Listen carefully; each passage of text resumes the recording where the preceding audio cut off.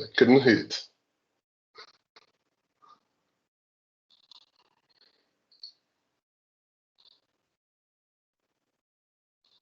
Okay, so we start off with these two questions. And we want to define the term abstract data type. Anybody wants to give me what abstract data type is for them?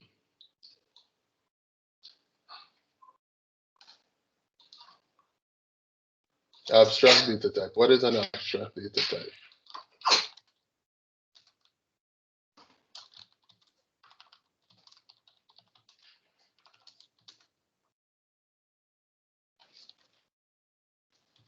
Nobody?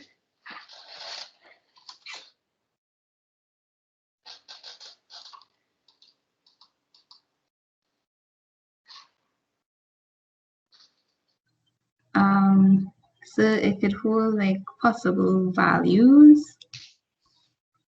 Mm-hmm. And also? And also operations. Right, good. So we kind of getting somewhere close, right? So an abstract data type is a defined data type which can hold data, but also defines how the operations for adding and removing data from variables created within that data type. Okay, so it's basically rules. It's basically rules and the data element that govern how those rules could be added or removed. Make sense? That sounds like what we remember. Yes, so I just tried to remember the two key things that it hold data, but also specific operations have to be done on an abstract data type, like adding and removing. Exactly. So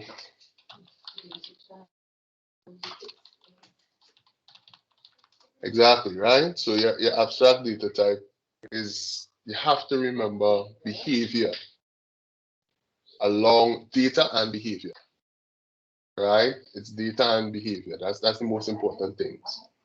So if it is, we have no rules about how to add data to an array. But if we take an array and we say, well, like in the case of a queue, you can only add data to the end of the array and only remove data from the front of the array, then it becomes an abstract data type.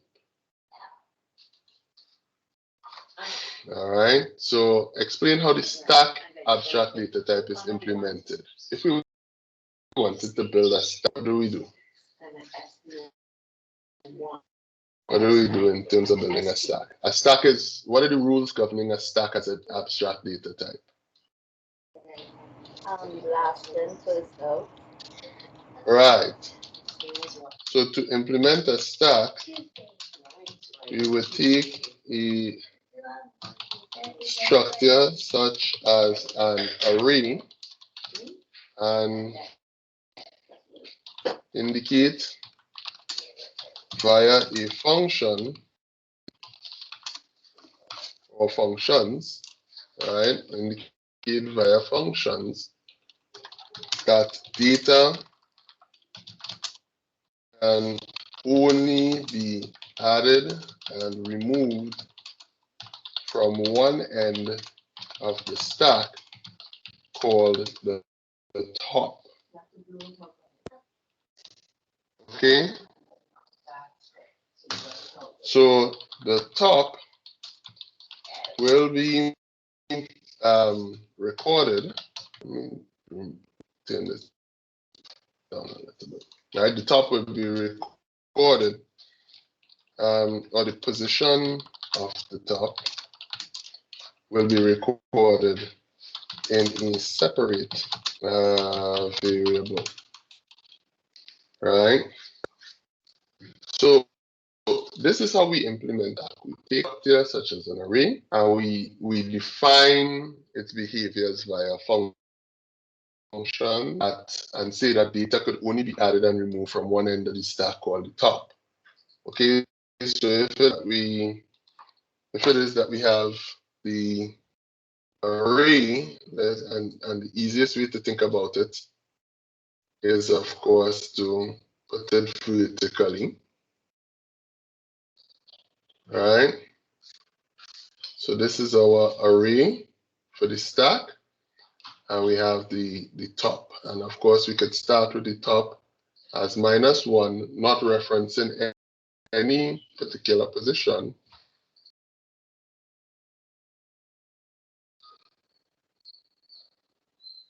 Right? Not referencing any particular position because of the fact that the top is empty. Sorry, the stack is empty.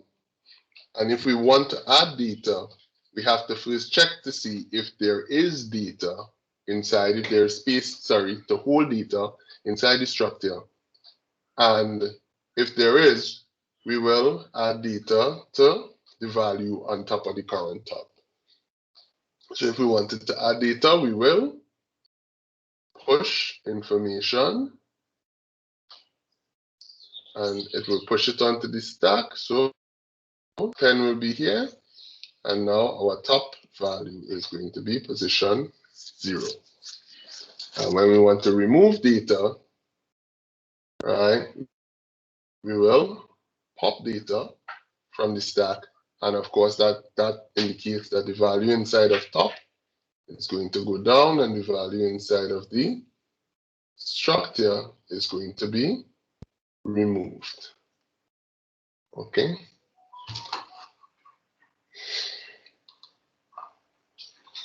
So a certain element is at the bottom of a stack. Right, a certain element is at the bottom of a stack. Write an algorithm to remove the element from the stack, leaving the other elements in the same relative position. So you may use an appropriate auxiliary structure in your solution. So we're going to take this question here and we're going to plan it through in order to answer it. Okay? So how are we going to do this? Let's just think it through as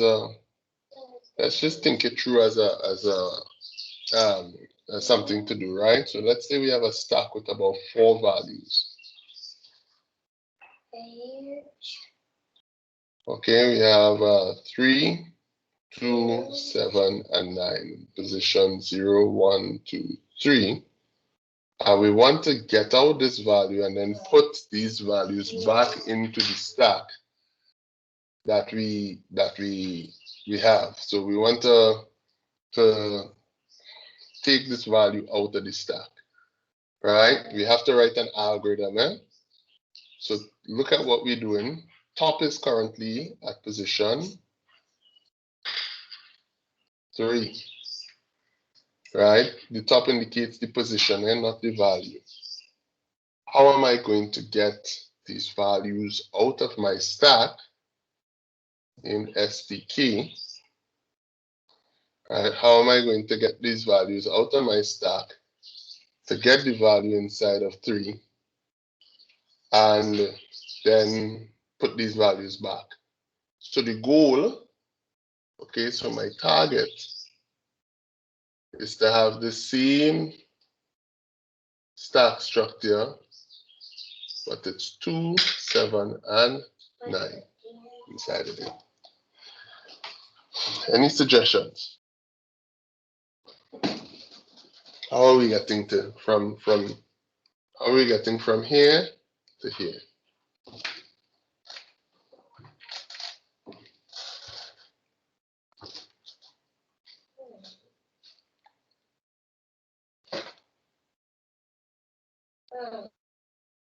Anybody can offer a solution.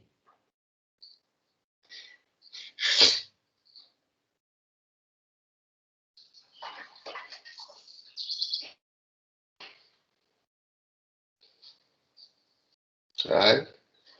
Well, I think that what we could do, seeing that nobody is saying anything at all, right? I'm seeing Colin saying pop 3 and 2, push 7 and 9. I don't understand what you're saying. If we pop 3 and 2, right? If you pop 3 and 2, how are you popping 3 and 2 when 9 and 7 is above them? And where are you pushing 7 and 9 to? Remember, they gave us a clue here that we could use an auxiliary structure in our solution. So I would say that the best way, and let me just move this down a little bit in general, right?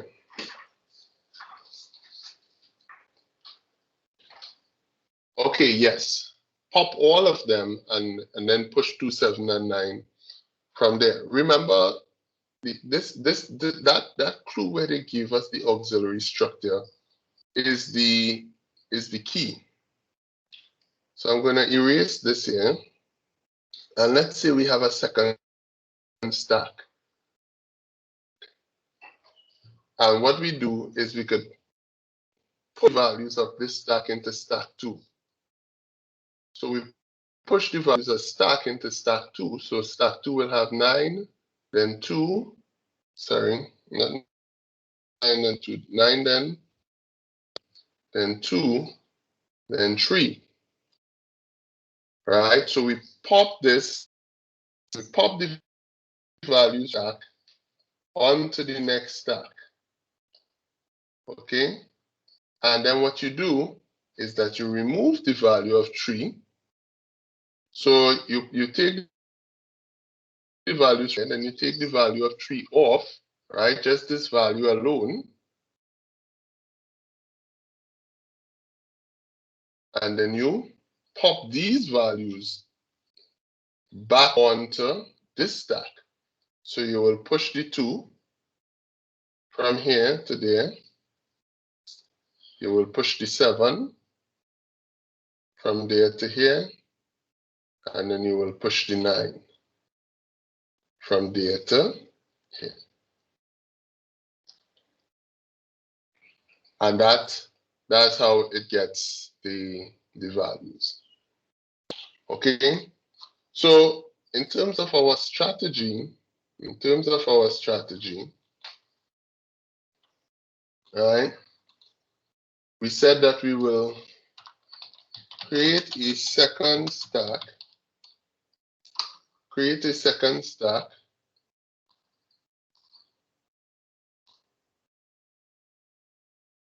Okay, that's the first thing that we do. Then we will push all the values from the first stack. Sorry. All right, push all the values from the first stack to the second. All right, and then remove the top value from the second stack, which was the first value on the, which was the last value on the first stack. And then replace all the values from the second stack back to the first. Does this make sense? Does this make sense? Yes, sir. All right, so if we have to write this as an algorithm, right? We could just assume that we have, because it said algorithm and it didn't say write C code or anything. So So we're just basically writing a pseudocode algorithm to do these things. Okay, so you have we assume that we have the first stack and the empty second stack, and we could just simply push the values, right? We could push all of the values from the first stack to the second. How are we doing that? Well, we know that we have to run a stack until it's empty, right? So we can say while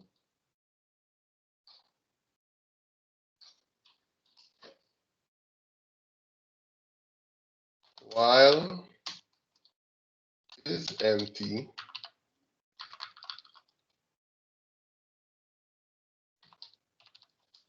while is empty for stack 1 is equal to true. So while there is still data inside of stack 1, what do we want to do? We want to take the data from stack 1 and put it onto stack 2. So we want to push onto stack 2, right, the value that we popped from stack 1. Okay, so we want to push onto stack 2 the value that we popped from stack. Okay, then we say end while. Then you want to remove the top value from stack 2. So then you would say pop the value from stack 2. Once you've placed all the values, you remove the value from the top of stack 2. And then you do the same thing that you would have done for stack 1 back up onto stack 2. So you're removing while is empty,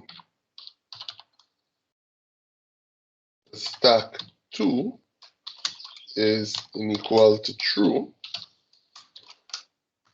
You want to push into stack 1 the value that you popped from stack 2. And while. Basically it. All right, this is basically the algorithm that you would use to remove the element that's at the bottom of a stack. Any questions?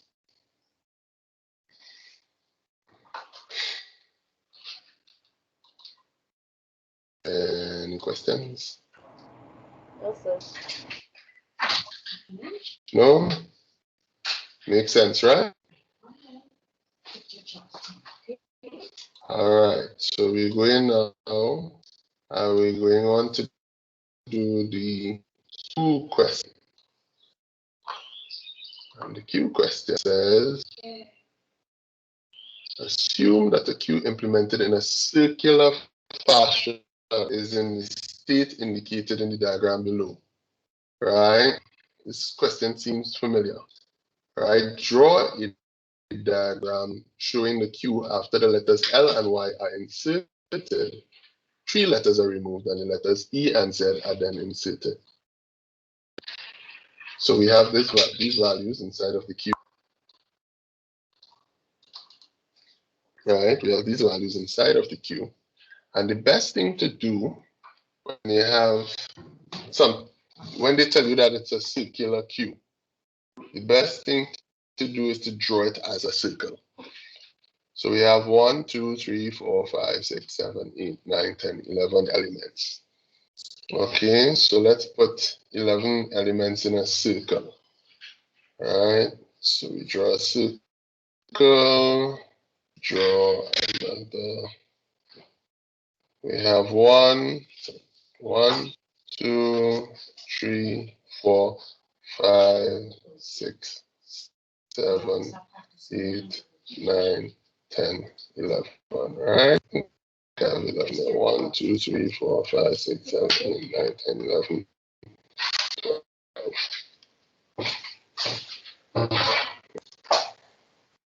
it again. 1, 2, 3, 4, 5, 7, 8, 9, 10, 11.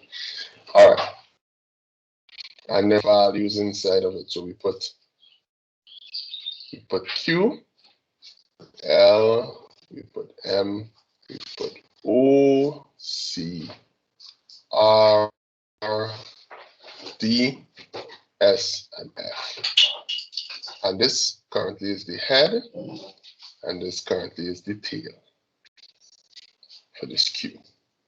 So we want to draw a diagram showing the Q after the letters L and Y are inserted. So if we insert the letters L and Y, we put L here, and the tail moves to here. We put Y there, and the tail moves to here. Right? 3 letters are removed, so we remove Q. So the head shifts to here, right, by L. And then we remove L, so the head will shift by M, right?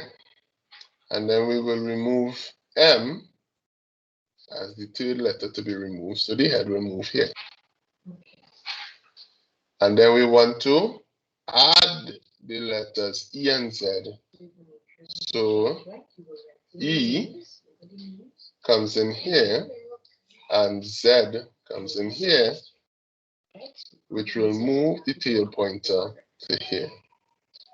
And this is the diagram that we should have when we finish. Okay, morning time.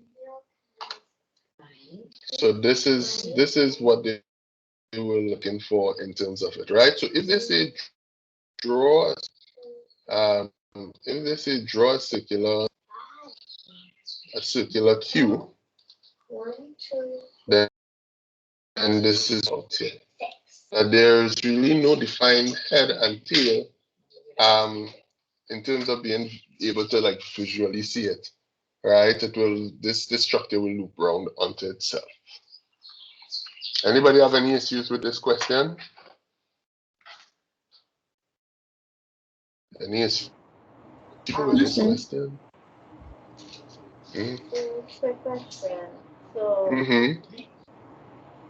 you're assuming this question is a circular Q using, or? No, they tell us. Yeah. Oh. Assume that a Q implemented in a circular fashion. Right? Okay. Yeah, so the question indicates there, if they don't mention anything about circular, then deal with it as a regular Q. But the thing is, if they say circular Q, it's easier to think about it in this fashion than it is to think about it in this manner here. Understood? Understood, sir. All right. All right, so let's move on.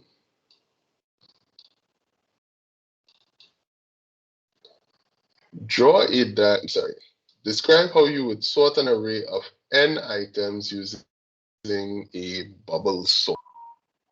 So the worst possible sort that ever exists in the history of sorting, the bubble sort. Let's describe it. How would you sort an array of n items using a bubble sort? They say to describe.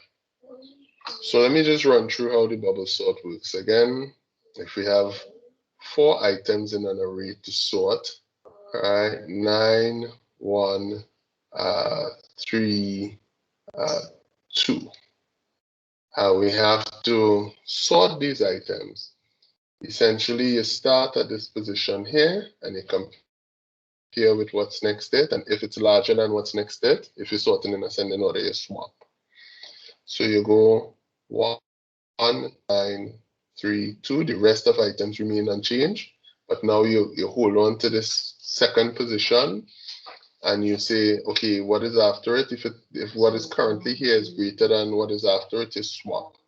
So you get 1, 3, 9, 2, and you go on, you continue with that, right? Looking at what's next to it, and if it's larger, you swap. So you get 1, 3, 2, 9. And because it's now in the last position, there's nothing to compare. So, right, for the amount of elements in the array minus 1, or until you make a pass through without swapping, you have to continue going. So we have to restart. We see now we check in to see from 1 and 3, it's in the correct order, so we end up with 1, 3, 2, 9. But now our current is on 3, right? And then we have 1, 2, 3, 9, right? 3 compared to 9, that's already in position there, right? And then we can go again, but we wouldn't find any comparisons needed. So we'll, at this point, just say that we've sorted it out, right? But we just spoke about the rules basically for sorting our array. So we can say when using a bubble sort, right? When using a bubble sort, what do we do? Let me just move this to the side so I can make this a little larger. When using a bubble sort, for the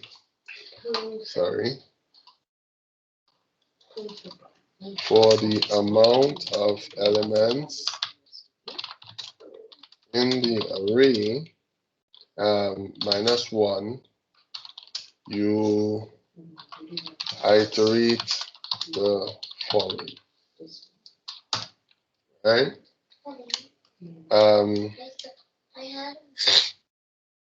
For the amount of elements in the array minus 1, you iterate the following. Right? Take the current, or let's say starting with the current position being the end of the array, and looping until you get to the second to last position. You compare the current element with the element after it. If the current element is larger than the element next to it, you swap those values. You keep doing this until you have no more elements after the current element to compare to. Right? So this is how you do the bubble sort. All right, any questions on the bubble sort?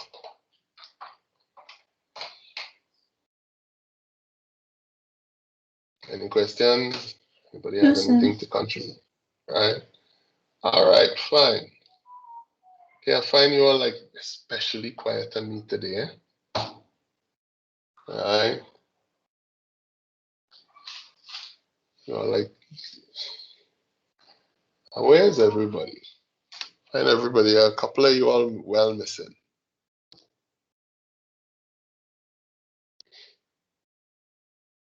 Oh, okay. So the first question in question 2 is pretty first question in question 2 is pretty much like a giveaway question in my eyes. They say, using a label diagram, explain what is a linked list. 6 marks. All you have to do is show a diagram and talk about what the linked list is. Okay, so a linked list is essentially a collection of nodes that are joined together by pointers, with each node pointing to the next location or the next node in the linked list. All right, so if it is, the linked list has a couple parts. We have the first node or the head node, and the head node must be identified by a pointer, right? It is, yes, Collins, thank you for saying that. It's a dynamic data structure. What makes it dynamic is the fact that the size of it changes according to the amount of data that we have to store. So, all right.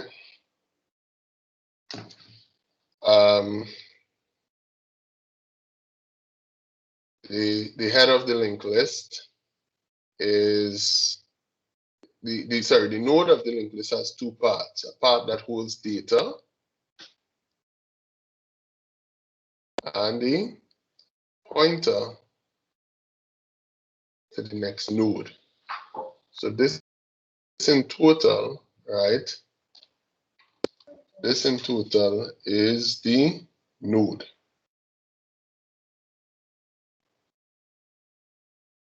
Right? The whole thing here, not the part that is pointing to. So, and each pointer will point to another node, and each node will point to another node, and the last node will point to null, indicating that there is no more to point to. So using a label diagram, explain what is a linked list.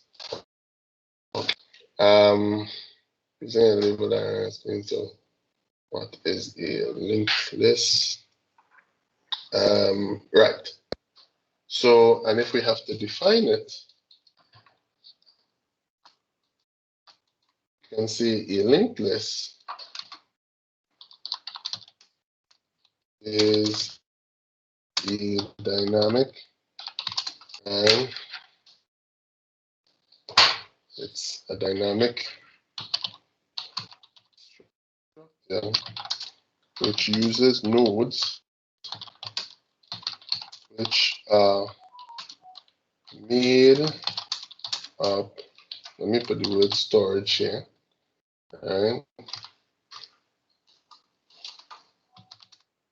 Linked list is a dynamic storage structure which uses nodes which are made up of a data element and a pointer element. Each node is able to point to, each node is able to point to another node to form a chain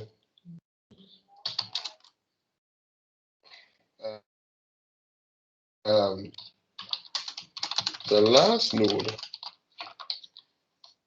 points to null, which indicates that there is no data elements in the linked list. You all fine with this? Anybody have anything to add? Any questions? No, sir, I did.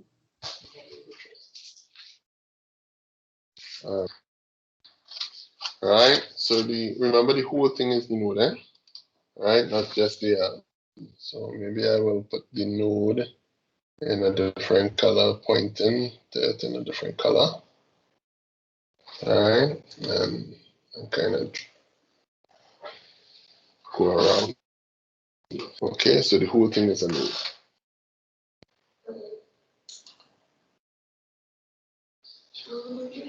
All right, so the next one. Consider the following array ARR. Write a C program to store and then sort the values in the array using simple selection sort. So could anybody describe selection to me? Look, this is 12 marks. This is a big mark question. All right, so we have an array. And we want to sort this array using a simple selection sort. Anybody can remember how the selection sort works?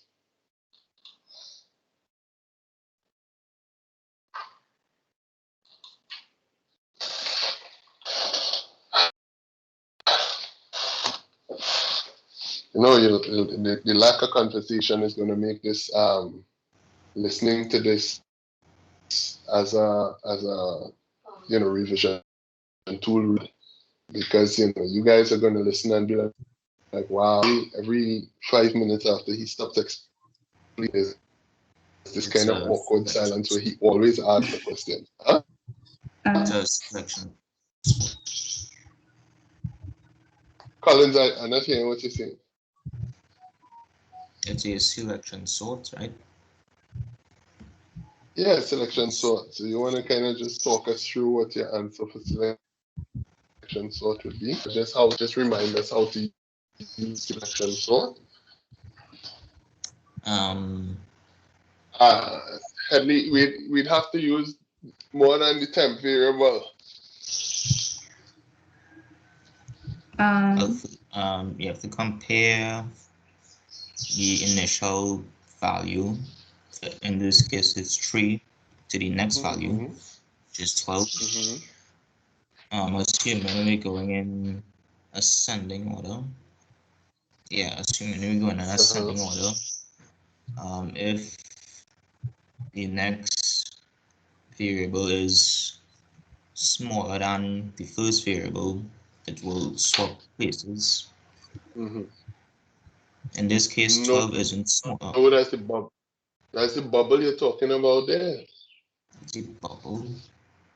Yeah, that's what we just described 2 questions back. The selection is where you're assuming the current value is the smallest in the list, and then it only moves forward to find the smallest value, and then it would make the new value that it found as the smallest unit until it goes to the next, to the end of the list.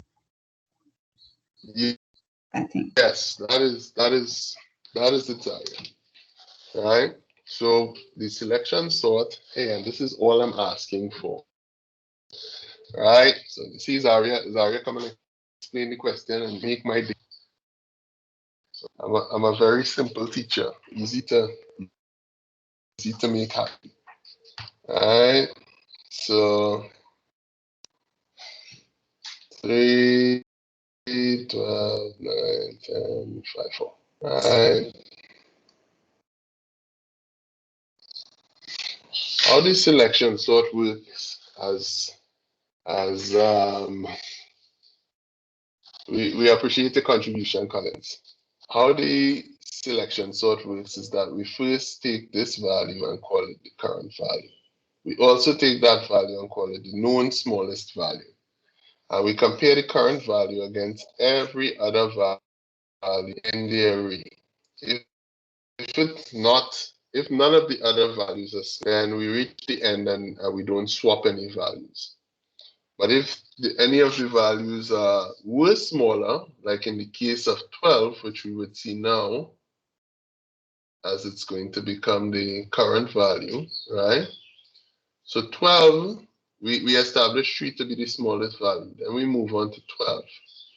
12 is the current and 12 is the smallest. And then we compare the next value with the current value. And this value is smaller than 12. So we mark that as the smallest value. And we continue going along. We say, okay, we compare 9 and 10. 10 is not smaller than 9. We compare 9 and 5. 5 is smaller than 9. So we mark it as the smallest value, right? And then we compare 5 and 4, and 4 is now smaller than 5. So 4 now becomes the smallest value. And then what we're going to do in that instance is we will switch the values of 12 and 4 so that we will end up with 3, 4, 9, 10, 5, 12. And we will continue doing that for every value, right, going forward until all of the values are sorted. So how do we achieve that? Utilizing C. How do we achieve that utilizing C code? And you see, the thing is, it makes sense to know the procedure, because once you know the procedure, you can always, once you know the procedure, always, what you call this thing? Called the app, all right? So,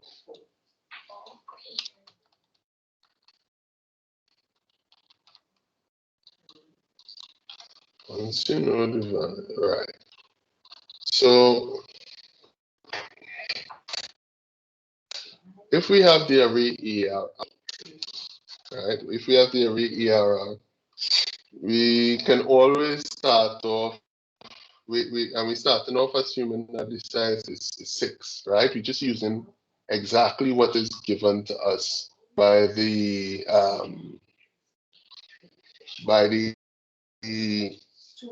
what you call this thing, by the question. So we could say sorry, I'm not on my cursor to type.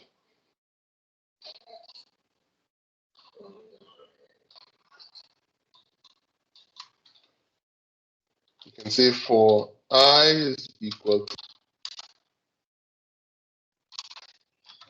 I is less than, they gave us, actually told us n, I believe, was the size of the array. No, they didn't really give us a size of the array.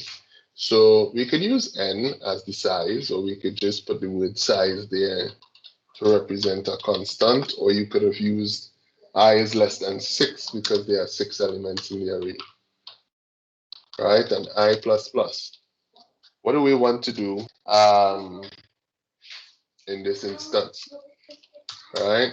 We want to see, why are my tab spaces so big? All right. So we will say the minimum position is equal to whatever the value of I is. I represents our current position. Okay? And then we see afterwards, we say for J is equal to the next position. From the next position, J less than size, right? J is less than size, semicolon, G plus plus. We want to go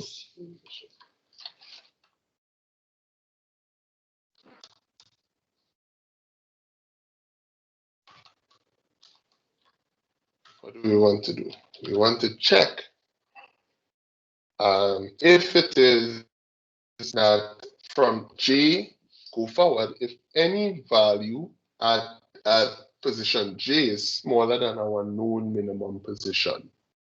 So we say if, right, the minimum, sorry, not minimum position, if ARR at minimum position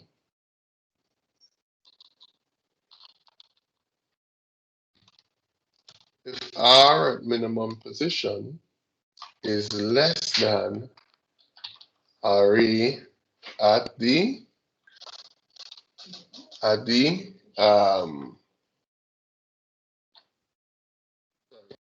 array at minimum position is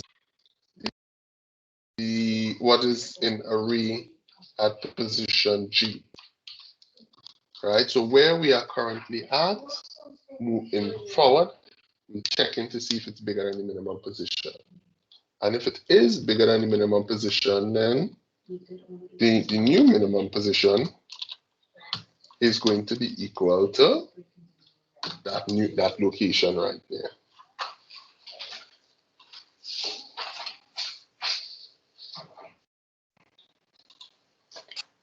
Okay.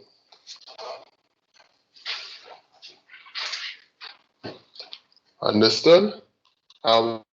Once we come out of here, then we will perform on the minimum position and G. So, right, we could do a check for the swap, but it's not necessary to do a check for the swap. We could say temp is equal to array at position, array at the minimum position,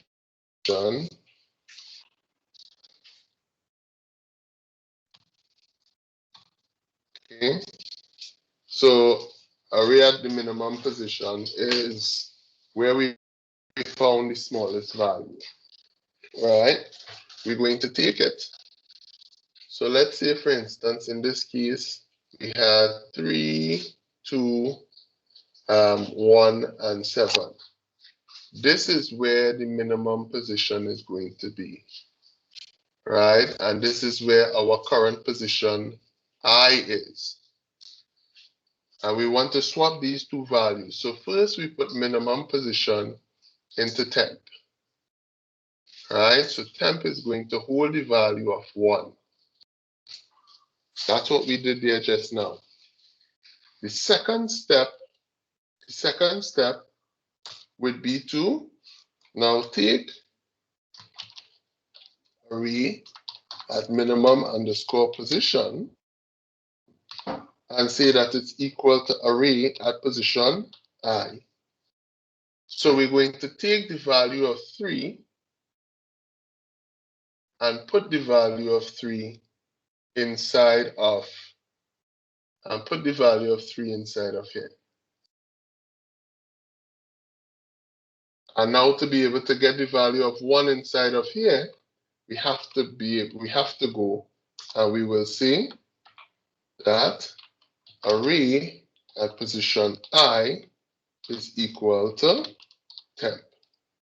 So we take the value inside of temp, right? So if this was 1, this was 2, this was 3, this was 1, this was 2, and this is 3 here, where we take the value of 1 and we put it inside of here. So we successfully swapped those values inside of our array. Right? And this is your selection sort. This is your selection sort, right here. Any issues? No, sir. No? All right. So we're going to come back after break. We're going to take 10 minutes and do this question here, and then we're going to go into module 2 on the paper, okay, afterwards.